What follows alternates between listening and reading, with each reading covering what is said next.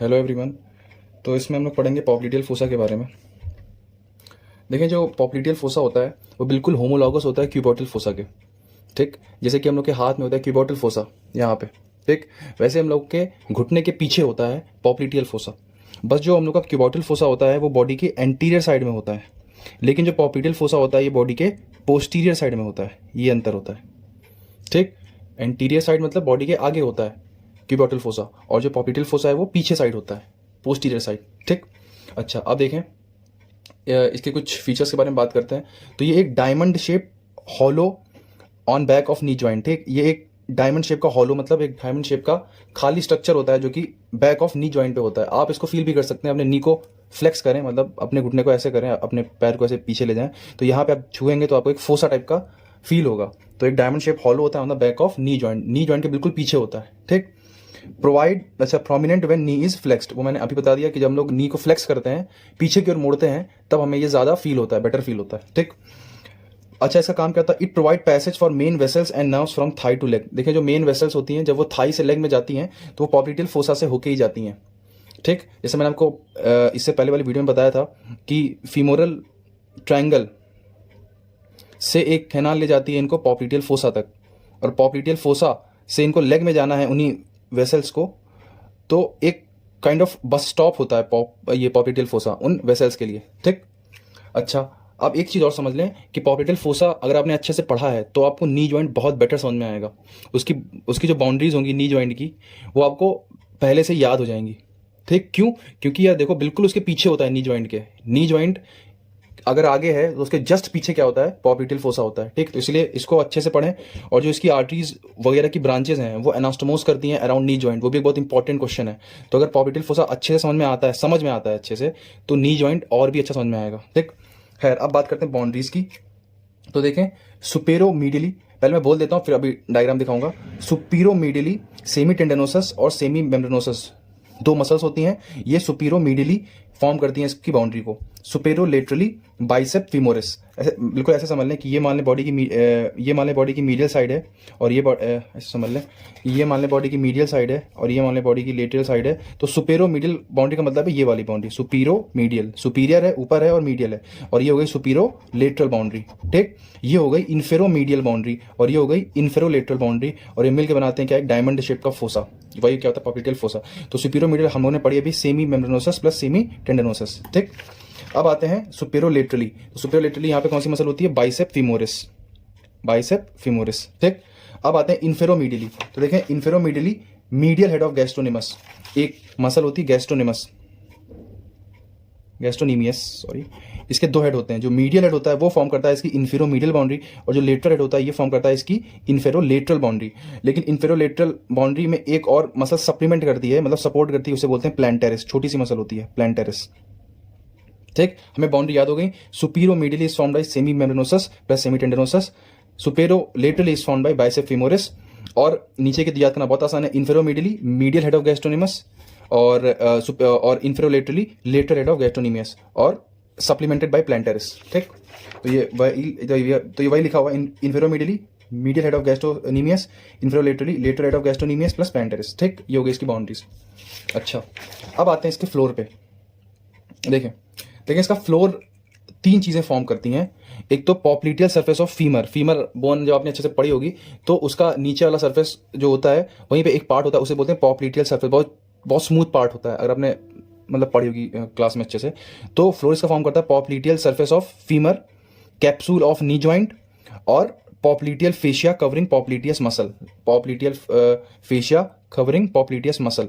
देखें, इसे आप ऐसे याद कर लें एक कहानी बना के, कि एक स्मूथ सी फर्श पे अंधेरी रात में, ठीक है, अंधेरी रात में एक स्मूथ सी फर्श पे पॉप्लिटियस मसल चद्दर ओढ़ के सो रही है। ये इसका फ्लोर हो गया। याद हो गया ना कि एक अंधेरी रात में एक चिकनी फर्श पर पॉप्लिटियस मसल अपना चद्दर ओढ़ के सो रही है। चद्दर क्या है? Popliteal fascia covering popliteus muscle, और ये फर्श क्या है? पॉप्लिटियल सरफेस ऑफ फीमर, और कैप्सूल ऑफ नी जॉइंट। ये कॉमन सेंस की बात है कि ये उसका फ्लोर फॉर्म करेगा, क्योंकि आगे होता है नी जॉइंट, तो उसका जो कैप्सूल होता है ना वो पीछे साइड भी तो आता है ना, तो वो उसका फॉर्म करता है फ्लोर। ठीक, अब आ जाओ रूफ पे। देखो, रूफ इसका थोड़ी सी इंपॉर्टेंट है। रूफ जो होता है वो चार चीजें उसमें होती है उसके रूफ में, पहली बात तो, ठीक। एक होती है शॉर्ट सिफेनस वेन, जब आपको वीनस वीनस ड्रेनेज पढ़ाऊंगा तब शॉर्ट सिफेनस वेन का जिक्र आएगा। नेक्स्ट है terminal part of posterior cutaneous nerve of thigh. अब posterior cutaneous nerve of thigh मैं आपको पहले ही पढ़ा चुका हूं, फीमोरल नर्व की ब्रांच होती है एक, ठीक। फिर है posterior division of medial cutaneous nerve of Thai, this is also a branch of femoral nerve, ठीक। लास्ट है सूरल कम्युनिकेटिंग नर्व, ठीक, ये टीबियल नर्व की ब्रांच होती है, ठीक। अब मेरी बात को ध्यान से समझिए, इसको याद कैसे करेंगे। देखो बेटा शॉर्ट सिफेनस वेन, ये तो याद करना पड़ेगा, ठीक, इसको याद कर लो। अब मेरी बात को ध्यान से समझना कि ये जो पॉप्लिटियल फोसा होता है ये बॉडी के पोस्टीरियर साइड होता है ना, पोस्टीरियर साइड, तो सब कुछ पोस्टीरियर आएगा, posterior cutaneous nerve of thigh, ठीक। Posterior division of medial cutaneous nerve of thigh, तो आप याद कर लो पीएम आएंगे, पीएम, एक तो posterior cutaneous nerve of thigh और एक medial cutaneous nerve of Thai, but इसका कौन सा डिवीजन, पोस्टीरियर डिवीजन, क्योंकि पीछे की साइड सब कुछ होना है, ठीक। और सूरल कम्युनिकेटिंग नर्व, ये भी याद करना पड़ेगा। तो दो एसएस वाली याद कर लो, एक पीएम वाला हमें याद है, ठीक है। अब तक हम लोगों ने इसका पढ़ लिया है बाउंड्रीज, फ्लोर कंटेंट। बाउंड्रीज में सुपेरोमिडली सेमी टेंडनोसस, सेमी मेम्ब्रेनोसस। सुपेरोलेटरली कौन सी थी बाउंड्री, बाइसेप फीमोरिस। इन्फेरोलेटरली कौन सी बाउंड्री थी, लेटरल हेड ऑफ गैस्ट्रोनेमस। और इन्फेरोमिडली कौन सी थी, मिडिल हेड ऑफ गैस्ट्रोनेमस, ठीक। फ्लोर पे आ गए तो फ्लोर पे एक अंधेरी रात में चिकनी फर्श पे पॉप्लिटियल मसल अपना चद्दर उड़ के सो रही है, मतलब पॉप्लिटियल फोसा। एक जो अलग से याद करना है वो क्या है, capsule of knee joint. Roof में आ जाओ तो एसएस वाला याद करना है, मतलब शॉर्ट सिफेनस नर्व और सूरल कम्युनिकेटिंग नर्व। और पीएम वाले posterior cutaneous nerve of thigh और posterior division of middle cutaneous nerve of thigh, याद हो गया मैं, ठीक। ऐसे याद करना बिल्कुल कहानी की तरह। अब इसका डायग्राम देख लें, देखें ये डायग्राम है, देखें ये कौन सी बाउंड्री हो गई, पहले मैं वो बताता हूँ, ये है मीडियल साइड और ये है लेटरल साइड, ठीक। बताओ ये हो गई सुपीरियर मीडियल बाउंड्री, कौन सी, सेमी टेंडोनोसस। और देखो ये छोटी सी मसल है सेमी टेंडोनोसस, और ये सेमी मेम्ब्रेनोसस जो इसके पीछे है, ठीक, ये हो गई। अब आ जाओ superior lateral boundary, bicep femoris, ठीक।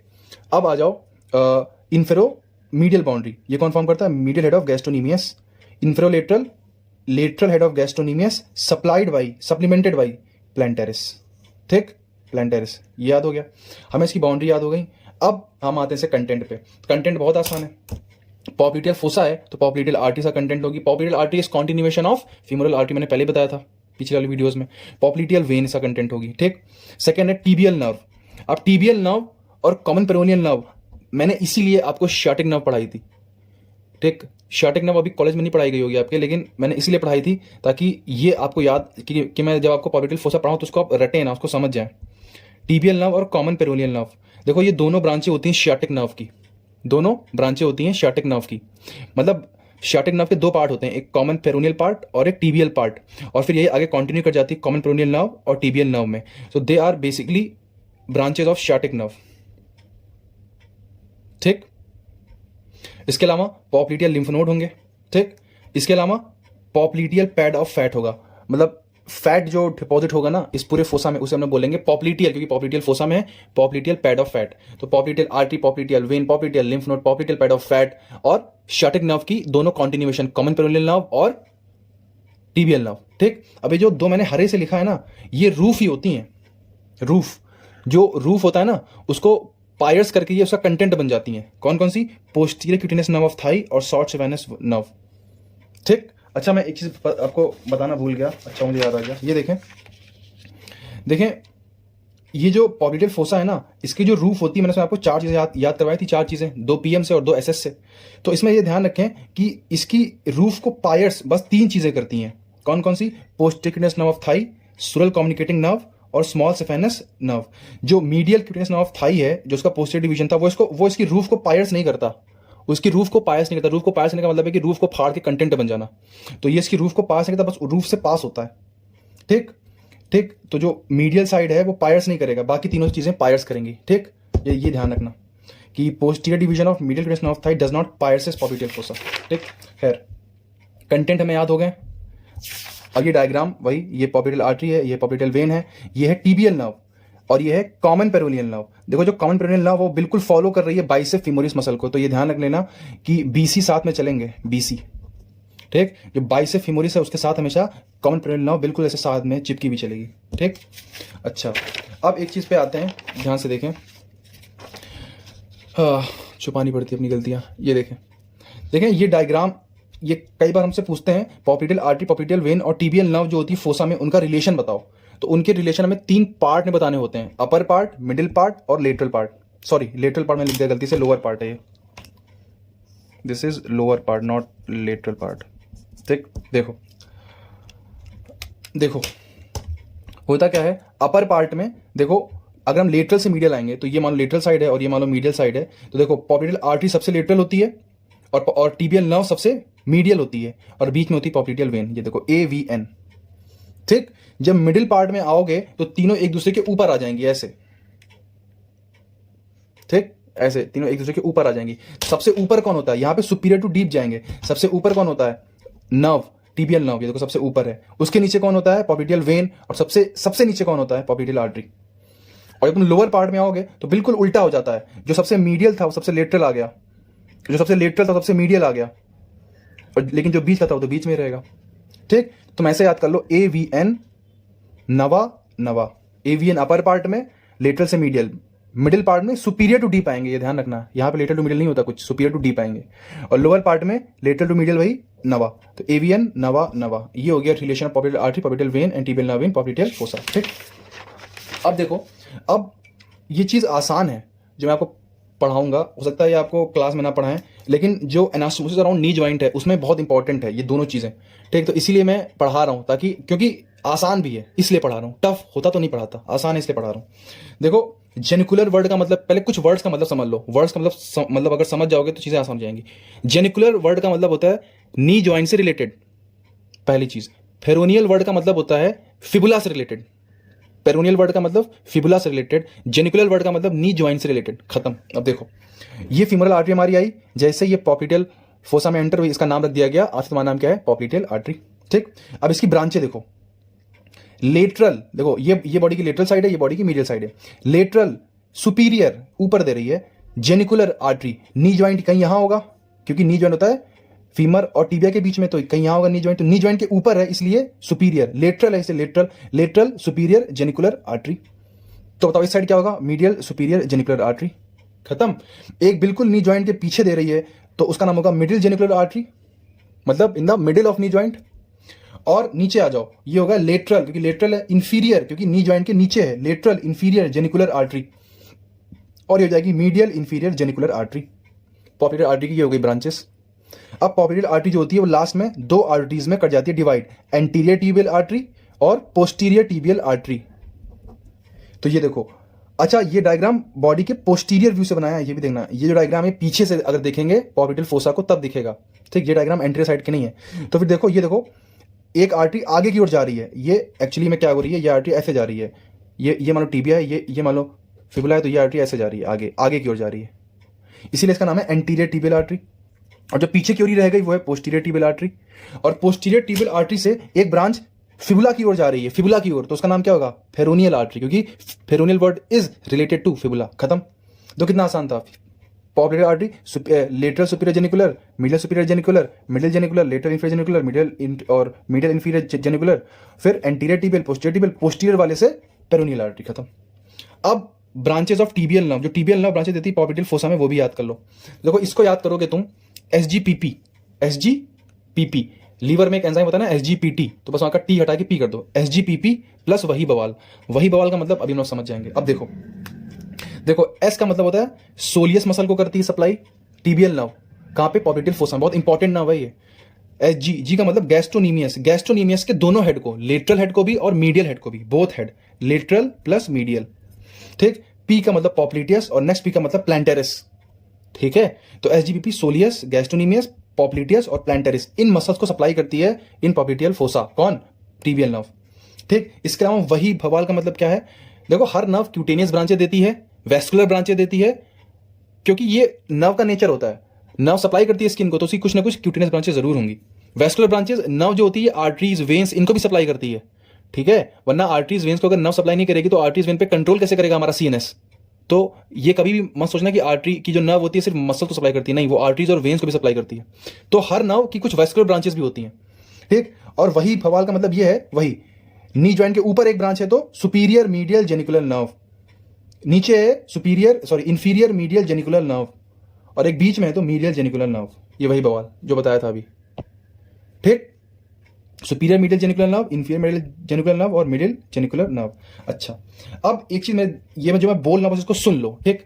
ये इंपॉर्टेंट हो सकता है आपसे कोई पूछ ले। देखो जो हमारी टीबियल नर्व होती है ना, वो सारी की सारी ब्रांचें देती हैं लेटरल साइड, सारी की सारी ब्रांचें देती है, मतलब सारी की सारी मस्कुलर ब्रांचेस, जितनी भी इसकी मस्कुलर ब्रांचेस हैं ये सब लेटरल साइड होगी, एक्सेप्ट एक ब्रांच जो कि वो दे रही है मीडियल हेड ऑफ गैस्ट्रोनीमियस को। जो ब्रांच वो मीडियल हेड ऑफ गैस्ट्रोनीमियस को देगी वो होगी मीडियल साइड, बाकी सारी ब्रांचें होंगी लेटरल साइड, ठीक। तो इसीलिए जो लेटरल पार्ट होता है टीबियल नर्व का, उसको बोलते हैं most dangerous part. Most dangerous क्यों? क्योंकि अगर वहां पे नर्व डैमेज हुई, उसका लेटरल पार्ट डैमेज हुआ, तो 3 मसल गई, 3 मसल सीधे गई, पैरालिसिस हो जाएगा उनमें। इसीलिए हम लोग उसके लेटर पार्ट को बोलते हैं मोस्ट डेंजरस पार्ट। मीडियल में बस एक ही ब्रांच दे रही है to the medial head of gastrocnemius, तो वो उतना डेंजरस नहीं है। अगर वहां पे नर्व डैमेज होती है तो बस एक मसल में पैरालिसिस होगा, ठीक।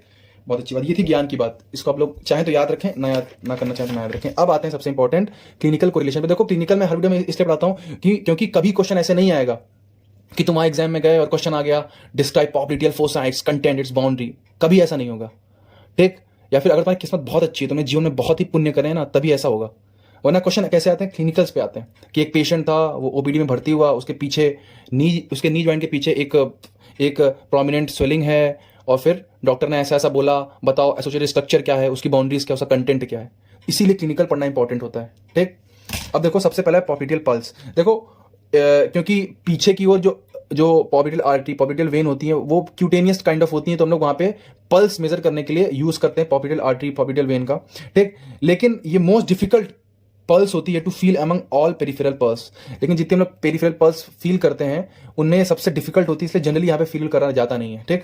नेक्स्ट है पॉप्लिटियल एन्यूरिज्म। इसके बारे में मैंने आपको पिछली वीडियो में बहुत डिटेल में बताया था, फिर भी बोल दे रहा हूँ कि जो पॉप्लिटियल आर्टरी होती है ना, वो मोस्ट प्रोन आर्टरी होती है to aneurysm in popliteal, sorry in body. Most prone artery to aneurysm is popliteal artery. हम लोग की पूरी बॉडी में अगर कोई आर्टरी सबसे ज्यादा प्रोन है फॉर एन्यूरिज्म का मतलब होता है स्वेलिंग, थक्का जमना, तो कौन सी आर्टरी? Popliteal artery. क्लिनिकली इसमें क्या देखने को मिलता है? इट प्रेजेंट अ पल्सेटाइल, मतलब जिसमें पल्सेस आप फील कर सकते हैं, मिड लाइन स्वेलिंग, अ पल्सेटाइल मिड लाइन स्वेलिंग। बिल्कुल आपके जिसके हुआ होगा उसके घुटने के पीछे कैसे एक स्वेलिंग होगी गुम्मत टाइप की, और उसमें पल्स आप फील कर सकते हो, ठीक, इन पॉप्लिटियल फोसा।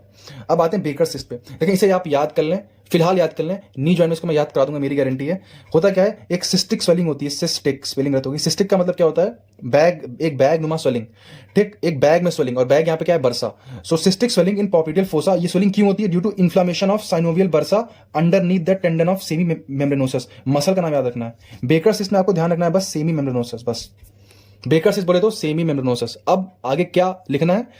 तो तुम्हें ये बोलना है कि जो सेमी मेम्ब्रेनोसस मसल के नीचे जो बर्सा है ना, उसमें स्वेलिंग हो जाती है, और वो स्वेलिंग पॉप्लिटियल फोसा में नजर आती है साफ साफ, ठीक। Cystic swelling in popliteal fossa due to inflammation of synovial bursa underneath the tendon of semi membranosus. या फिर मैंने आपको पढ़ाया था कि साइनोवियल कैविटी क्या होती है, साइनोवियल मेम्ब्रेन क्या होती है, साइनोवियल जॉइंट क्या होता है। उसमें जो साइनोवियल मेम्ब्रेन होती है ना, नी जॉइंट की, जो नी जॉइंट को, जैसे ये मान लो नी जॉइंट है, तो इसको जो कैविटी होती है इसकी, साइनोवियल कैविटी, जो इसको मेम्ब्रेन लाई करती है, वो होती है साइनोवियल मेम्ब्रेन। तो अगर उस मेम्ब्रेन में स्वेलिंग हो जाए, ठीक है, तो वो स्वेलिंग फाइब्रस कैप्सूल को उभार के आ जाती है, पीछे में नजर आती है। इसका भी रीजन हो सकता है बेकर सिस्ट।